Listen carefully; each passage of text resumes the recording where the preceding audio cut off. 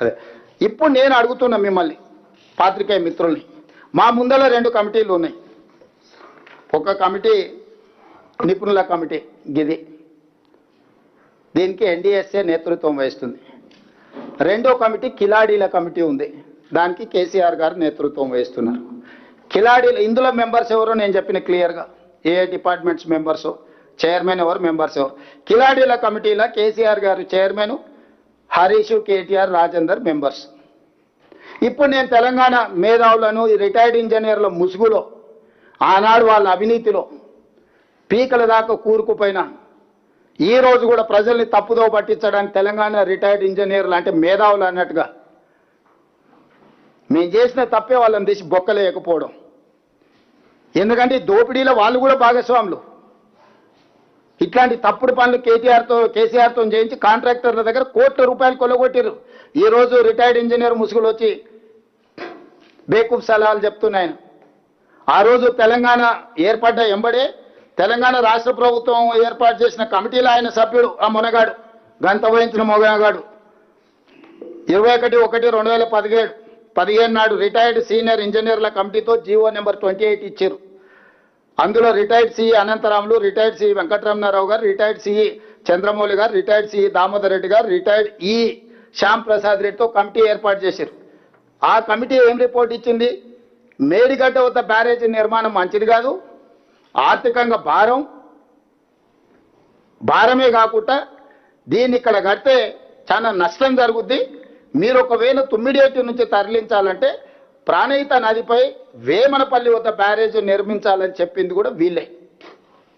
మీరే స్వయంగా ఇక్కడ కట్టుడు తప్పు, కాస్ట్ పెరుగుద్ది, అన్ని సలహాలు ఇచ్చి ఆ శ్యామ్ ప్రసాద్ రెడ్డి గారు నిన్న మొన్న బయటకు వచ్చి సన్నాయి నొక్కులు నొక్కుతుండు. ఎందుకంటే చెర్లపల్లి జైలుకు పంపలే కదా, చెర్లపల్లి జైలుకు పంపిస్తే తెలిసి ఉండేది అప్పుడు చేసిన తప్పులేందో, వాళ్ళ బాసులు చేసిన అప్పులేందో. ఇవాళ ఇట్లాంటి దుర్మార్గులను ముందల పెట్టుకొని ముసుగు తొడుక్కొని ఈ కిలాడి కమిటీ మా మీద ఒత్తిడి తెచ్చి ప్రజల ముందల మమ్మల్ని దోషులుగా నిలబెట్టాలనే ప్రయత్నం చేస్తుండ్రు. అందుకోసమని నేను ఈరోజు సూటిగా ఈటల రాజేందర్ గారికి నేను విజ్ఞప్తి చేయదలుచుకున్నా. ఈ కిలాడి కమిటీలు ఆయన కొత్తగా చేరేండు, సరే పాత పాపం కొంతనే గడుక్కుందాం అనేవాళ్ళు మరి రాజేందర్ గారు ప్రయత్నం చేస్తున్నారో తెలియదు. ఎందుకంటే ఆనాడు వారి భాగస్వామ్యం ఉందని ఘోష్ కమిషనే వారిని పిలిచింది, విచారించింది, ఇవన్నీ చేసి దాని కింద నేను 2 అంశాలను నేను ఈరోజు ప్రస్తావించదలుచుకున్నా. ఒకటి, రాష్ట్ర ప్రభుత్వం ముందలు ఉన్నది 2 కమిటీలు, ఒకటి ఎన్డీఎస్ఏ కమిటీ, 2 కిలాడి కమిటీ. ఈ రాష్ట్ర ప్రభుత్వం ఎన్డీఎస్ఏ కమిటీ సూచనల్ని తూచా తప్పకుండా పాటించాలని నిర్ణయం తీసుకున్నది. దీంట్లో రెండో వాదనకి తావు లేదు.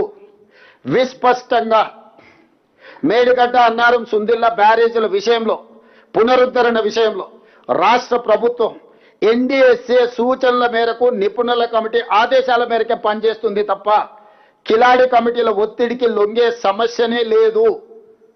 ప్రొవైడెడ్ ఈటల రాజేందర్ గారు నేతృత్వం వహించి ఈ కిలాడీల కమిటీని తీసుకెళ్లి ఎన్డీఎస్ఏ చైర్మన్ని జలశక్తి మినిస్టర్తో కలిసి ఈ అర్థాంతరంగా అత్యవసరంగా నీళ్లు ఎత్తిపోయడానికి ఎన్డీఎస్ఏ కమిటీ నుంచి నిపుణులను తీసుకొచ్చి వాళ్ళ పర్యవేక్షణలో ఎత్తండి. మాకప్పచెప్పు అంటారు కదా, దొంగోనికి చెప్పే లాభం అన్నారు. కొంతమంది గుడి ముందర చెప్పులు కూడా ఎత్తుకుపోతారు. మామ అల్లులు అంతకంటే అతనికంటే కనుడు ఆచంట మల్లన్న అని మామ గుడిని మింగితే అల్లుడు గుడిలో ఉన్న లింగాన్ని కూడా మింగే రకం చూసినాం. ఇవాళ 5 ఏళ్ళు మంత్రి ఉన్నాయనను సంవత్సరం మంత్రి ఇయ్యలే, సంవత్సరం మంత్రి ఇచ్చినా కూడా సాగునీటి పారుదల శాఖ ఇవ్వలే. నీ మామనే నిన్ను నమ్మలేదు.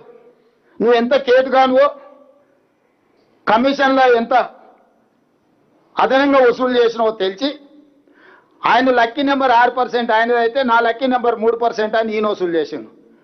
బావకు 3 ఇస్తే మరి నాకు 1 అని ఉండాలి కానీ కొడుకు 1 వసూలు చేసాను. మొత్తం కలిసి 10% ముక్కి బెక్కి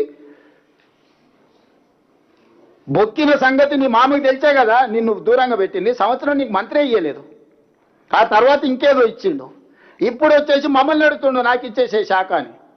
ఎందుకంటే పాత కమిషన్లు కొన్ని రావాల్సినవి కాంట్రాక్టర్లు ఇవ్వలేదు, 3 నెలలు ఇస్తే అవన్నీ రాబట్టుకోవచ్చు. వాళ్ళని బ్లాక్మెయిల్ చేయొచ్చు. నిష్ణాతుడు బ్లాక్మెయిల్ 1,00,000 కూడా వదులుతలేడు. ఇక నేను చెప్పొద్దు, కొంతమందికి ఫోన్లు చేసి ఏమడుగుతుండో. క్రషర్ వాళ్ళని కూడా వదులుతలేడు. లాస్ట్కి అరటి పండ్ల వాళ్ళని కూడా వసూలు చేసేటట్టు అసోసియేషన్ పెట్టుకొని నాకేమైనా తెచ్చారు తెలంగాణలో అరటి పండ్లు కూడా అమ్ముకుంటారని. ఆంధ్ర విద్యా సంస్థల్ని బ్లాక్మెయిల్ చేసి పాలు కొనిపిస్తున్నాడు.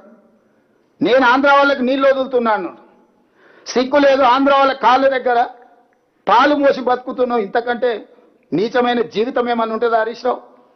నారాయణ చైతన్య కాలేజీలు తెలంగాణ ప్రజల రక్తం పీలుస్తుందని మీరు తెలంగాణ ఉద్యమం సందర్భంలో చెప్పిన నువ్వు ఈరోజు అదే నారాయణ చైతన్య పాలు మోసి బతుకుతున్నావు. ఇంతకంటే నీచమైన బతుకు, మోచేతి నీళ్లు దాగి బతికే నా ఒక బతుక నీది. నువ్వు వచ్చి మమ్మల్ని మా మీద ఆరోపణలు